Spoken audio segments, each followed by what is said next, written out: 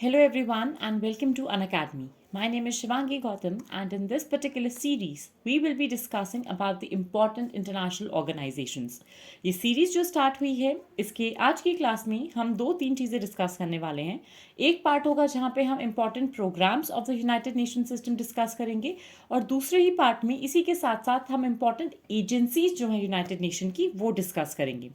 अभी तक की कहानी में हम क्या क्या डिस्कस कर चुके हैं, क्या क्या पढ़ने वाले हैं, उस पर भी फोकस कर लेते हैं.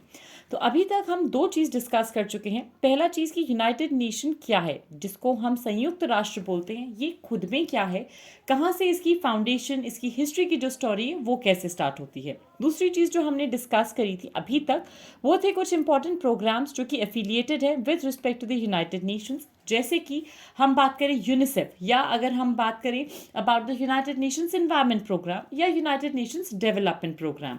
थोड़ा सा और आगे चलेंगे तो आज की कहानी में हम जो इंपॉर्टेंट एजेंसीज हैं यूनाइटेड नेशंस की उस पर भी ध्यान देंगे. Before I begin, just a very quick reminder to all of you, Unacademy के UPSC Unstoppable चैनल को लाइक कीजिए, सब्सक्राइब कीजिए, share it with as many people as you can.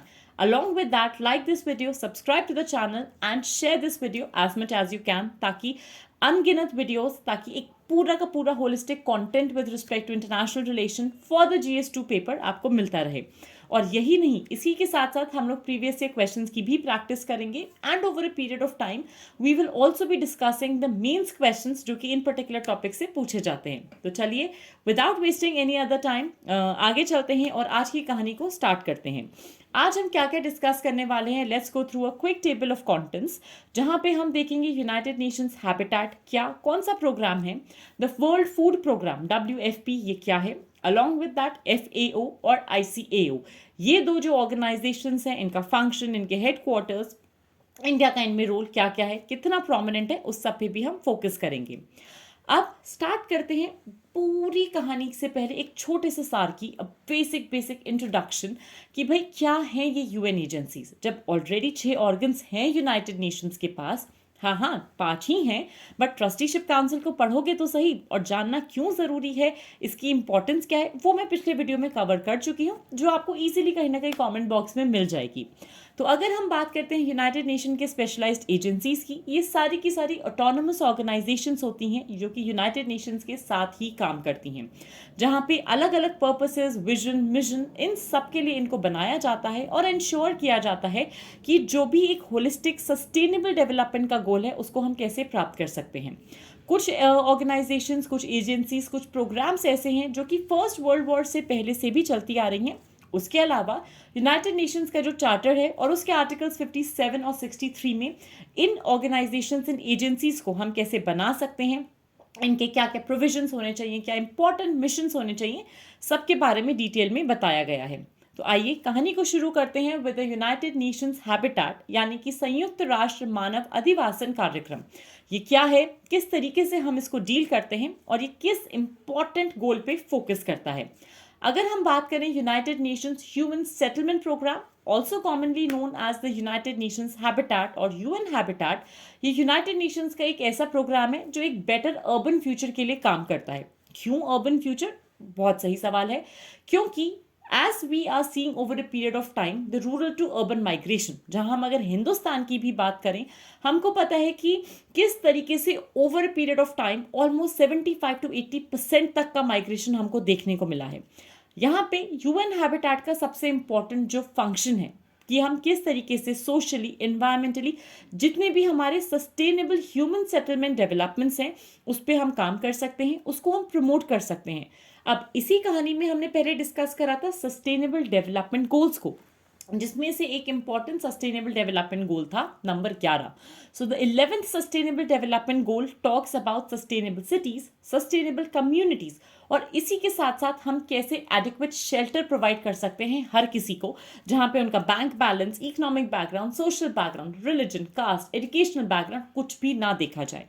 क्योंकि किसी भी ह्यूमन बीइंग की जो 3 बेसिक नेसेसिटीज होती हैं, रोटी, कपड़ा, मकान, इसमें से जो मकान है, द शेल्टर पार्ट, वही काम करता है यूनाइटेड नेशंस हैबिटेट. इस पर्टिकुलर प्रोग्राम की या इसकी अगर हम स्टोरी की बात करें, कहाँ से शुरुआत हुई, साल था 1977, जहाँ पे 193 नेशन जो मेंबर स्टेट्स हैं यूनाइटेड नेशन के एक साथ आए और हर 4 साल पे इसकी मीटिंग्स होती हैं। अभी तक 4 मीटिंग्स हो गई हैं। कहानी शुरू हुई थी वैंकूवर कनाडा से, उसके बाद ये टर्की गए, फिर नायरोबी केन्या में इनके हेडक्वार्टर्स आए एंड फाइनली जो हमारा अभी तक का जो हमारा one of the latest conferences था वो हुआ था क्विटो इक्वाडोर में 20 अक्टूबर को, जहां पे the new urban agenda was focused upon. ये जो न्यू अर्बन एजेंडा है ये किस चीज़ पे फोकस करता है कि किस तरीके से हम inclusive cities, smart cities, sustainably develop cities को लेकर आ सकते हैं और अर्बन सेंटर्स को एक होलिस्टिक तरीके से हम कैसे बना सकते हैं। यहाँ तक की कहानी आई एम होपिंग कि आप लोगों को क्लियर हो गई होगी। अब आगे चलते हैं जहां हम देखेंगे सेकेंड टॉपिक के बारे में, which is the world food programme. World food programme यानी कि विश्व खाद्य कार्यक्रम उतना ही इंपॉर्टेंट है जितना हमारे लिए यूनाइटेड नेशंस है। इस पर्टिकुलर प्रोग्राम की शुरुआत और रादर इसकी इंपॉर्टेंस आपको इस एक स्टेटमेंट से पता लग जाएगी कि 2020 जो वर्ष था, द ईयर 2020, उसमें नोबेल पीस प्राइज इस पर्टिकुलर प्रोग्राम को दिया गया, जहां पे आप ये देख सकते हो कि किस तरीके से जो ये पूरा का पूरा प्रोग्राम है, it is one of the leading humanitarian organisation जो ना ही सिर्फ लोगों की जान बचाता है बट फूड असिस्टेंस में भी मदद करता है in the time of emergency. कैसी इमरजेंसी? ये कोई भी विपदा हो सकती है। It could be any sort of an आपातकालीन सिचुएशन जिसको हम बोलते हैं। ये हो सकता है आपका वॉर, ये हो सकता है आपका नेचुरल डिजास्टर, कोई मैन मेड डिजास्टर, कोई भी ऐसी दिक्कत जिसको जहाँ पे रोटी की कमी है, जहाँ पे लोग 2 वक्त की रोटी नहीं खा पा रहे। It could be even a financial और एन इकोनॉमिक क्राइसिस। तो वर्ल्ड फूड प्रोग्राम को इस्टेब्लिशमेंट हुआ था 1963 में बाय FAO, जो कि है हमारा food and agricultural organisation along with the United Nations general assembly. अब इसी के साथ साथ WFP किस तरीके से काम करता है, हेडक्वार्टर्ड कहाँ पे है, ये जानना जरूरी है। अच्छा, हिंदुस्तान के लिए WFP क्यों इंपॉर्टेंट है, न्यूज़ में क्यों था? एक छोटे से रीज़न की वजह से, क्योंकि भारत ने पिछले साल 50,000 मीट्रिक टन वीट देने का वादा किया था along with the assistance of WFP, जो कि हमने दिया था टू अफगानिस्तान। इस वजह से ये हमारे लिए न्यूज़ में आ गया। इस ऑर्गेनाइजेशन के हेडक्वार्टर्स है रोम, इटली में। अब क्योंकि ये न्यूज़ में हिंदुस्तान के लिए था तो UPSC के लिए कि भाई रोम कहाँ पर है, इटली में अगर हम बात करें, इटली के कौन से नेबरिंग कंट्रीज़ हैं, कौन सा सी है, वो सब कुछ हमको पढ़ना पड़ेगा।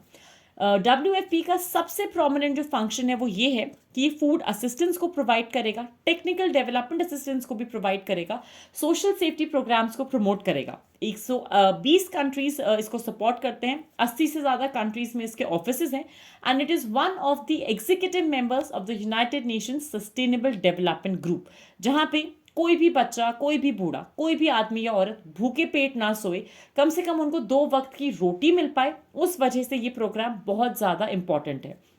हिंदुस्तान में भी हम वर्ल्ड फूड प्रोग्राम के तहत बहुत सारे ऐसे स्कीम्स को लेकर आए हैं, भले ही फिर वो अंत्योदय स्कीम हो या अंत्योदय योजना हो या फिर अक्षय पात्र फाउंडेशन जिस तरीके से काम करती है फॉर द पीपल जो बिलो पॉवर्टी लाइन आते हैं, जो कि सोशली, इकोनॉमिकली, फाइनेंशियली बैकवर्ड हैं, उनको हम किस तरीके से एक न्यूट्रिशियस फूड दे पाएँ। इस वजह से भी वर्ल्ड फूड प्रोग्राम बहुत इंपॉर्टेंट है। तो जब हम पेट भरने की बात करते हैं, we are not just talking about providing somebody with plain rice और प्लेन राशन। हम बात करते हैं कि उनको न्यूट्रिशियस फूड मिले ताकि भरे पेट पे कम से कम वो काम कर पाएं या पढ़ाई कर पाएं। Moving to the next part, अब हमारा जो अगला प्रोमिनेंट पार्ट आएगा that is FAO, the food and the agricultural organisation, जिसको हम जानते हैं खाद्य एवं कृषि संगठन के नाम से। ये ऑर्गेनाइजेशन की स्थापना की अगर आप साल देखोगे, दैट इज द ईयर 1945। इसको क्रिएट किया गया था क्यूबेक सिटी कनाडा में, यूनाइटेड नेशंस के ही तहत, लेकिन हेडक्वार्टर्स कहाँ पे है? रोम, इटली में। एक बहुत ही स्पेशलाइज्ड एजेंसी है जिसका सबसे प्रोमिनेंट काम है कि वो हंगर को कैसे डिफीट कर सकते हैं। मतलब जो हमारा SDG 2, SDG 3 था, जहाँ पे हम जीरो हंगर पे काम करना चाहते हैं, उसको हम कैसे अचीव कर सकते हैं, उसको अचीव करने का क्या तरीका है। फिर वो भले ही ऑर्गेनिक फूड के थ्रू हो, ऑर्गेनिक फार्मिंग के थ्रू हो, भले ही वो फिर मिलेट्स को खाने के तहत हो, जिसकी वजह से नेक्स्ट ईयर यानी द ईयर 2023 जिसका प्रमोशन, अवेयरनेस, इसके बारे में सारी जानकारी दी जा रही है स्कूलों में बच्चों तक को, is all been done by FAO itself with obviously help by the government of India।